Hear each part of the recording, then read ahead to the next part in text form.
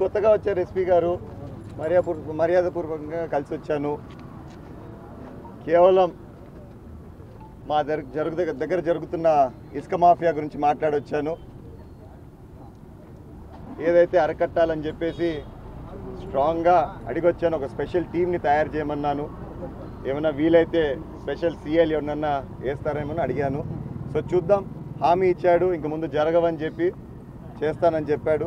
So I will wait and see మనకు result ఏమొస్తుంది. ఒక టీం ఫామ్ చేశారు ఇసుక అక్రమంగా జరగకూడదు అనేసి, కానీ ఆ టీం పట్ల కూడా సీఏ లక్ష్మీకాంత్ రెడ్డి దురుసుగా ప్రవర్తించాడు. మీరు ఫోన్ చేసి మాట్లాడితే కూడా మీతో కూడా కొంత నిన్నటి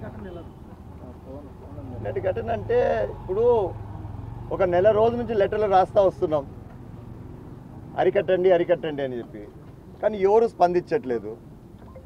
సో నాకు తెలియకుండా కూడా నా దగ్గరున్న పిల్లోళ్ళే స్వతహాగా వాళ్ళందుకు వాళ్ళే డీజిల్కి డబ్బులు పెట్టుకొని పోయి లారీలు గిరీలు పట్టుకొని వచ్చి రండి సార్ కేసులు బుక్ చేయండి అని చెప్తే కూడా ఈ లక్ష్మీకాంత్ రెడ్డి ఒకటే అంటాడు, రాజీ గమ్మంటాడు.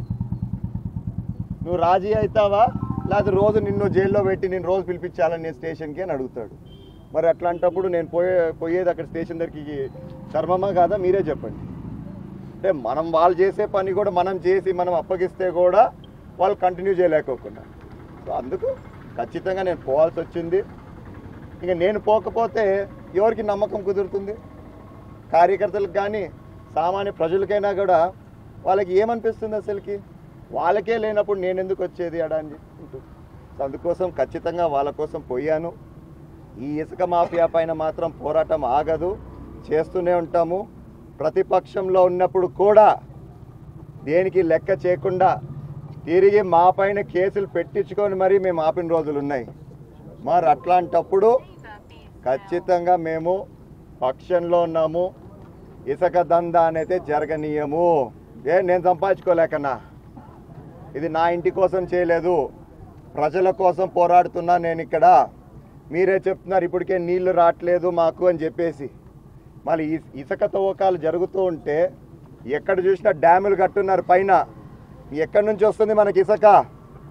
మరి ఈ నీళ్ళు అనేది భూగర్భ జలాలు ఉంటాయా మనకి? ఫ్యూచర్లో ఉండవు. సో నేను మీకోసం పోరాడుతున్నా ఇది. సో దయచేసి నేను ప్రతి ఒక్క గ్రామస్తులకి నేను ఈరోజు విజ్ఞప్తి నేను అడుగుతున్నాను, కోరుతున్నాను, దయచేసి మీరు కూడా సహకరించండి. ఎక్కడన్నా అక్రమంగా ఇసుక తరలిస్తుంటే ఆపండి. ఎవరికి భయం లేదు, నేనున్నా మీ అందరితో. ఖచ్చితంగా పోరాటం జరుగుతూనే ఉంటుంది. మరొక్కసారి మీ అందరికీ హెచ్చరిస్తున్నాను, ఎవరైతే ఇసుక దందా చేస్తున్నారో దయచేసి చేయొద్దండి. ఇదే స్ట్రాంగ్ వార్నింగ్. ఈ ఇసుక దానిపైన కూడా నేషనల్ గ్రీన్ ట్రిబ్యునల్ కూడా ఒక మెసేజ్ ఇచ్చింది మీ అందరికీ. నిన్న పంపించింది కూడా ఒక టీంని. గత 5 ఏళ్లలో ఎటువంటి ఇసుక మాఫియా జరిగిందని చెప్పి తాడిపత్రికి కూడా వచ్చారు, కొలతలు వేసుకొని పోయారు. మళ్ళా నేనైతే లెటర్లు రాస్తున్న వాళ్ళకు కూడా నేను అనుకుంటున్నాను రేపు చర్యలు తీసుకుంటారని కోరుకుంటున్నాను కూడా మీ అందరితో. దయచేసి ప్రతి ఒక్క గ్రామస్తులకి మళ్ళా అడుగుతున్నా, సహకరించండి. రైట్, చర్యలు తీసుకోమంటే ఏముంటుంది చర్యలు తీసుకునేది? వాళ్ళు అక్కడికక్కడికి పట్టుకోండాలా. నన్ను దాదాపు 5 గంటల సేపు రోడ్లో వానలో నిల్చోబెట్టారు.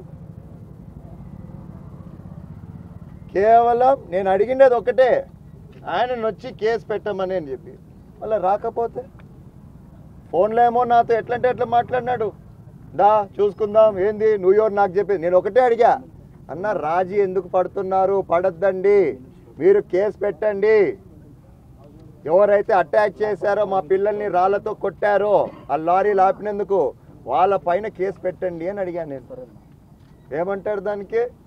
నువ్వు ఎవరు నాకు చెప్పేది? డిఎస్పీతో చెప్పించు, డిఎస్పీ వస్తాడు, డిఎస్పీతో మాట్లాడుకో. యో నువ్వెందుకే నాకు ఉండేది మళ్ళీ సిఐగా, నేను అన్ని డిఎస్పీతో మాట్లాడుకుంటా. నాకు సిఐగా నువ్వెందుకు, నాకు అవసరం లేదు.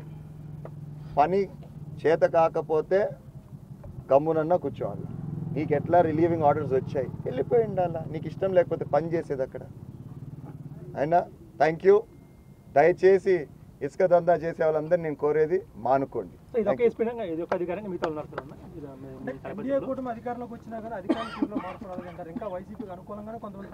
చేస్తున్నారు, ఇంకా వాళ్ళు అదే జెండా కప్పుకొని ఉన్నారు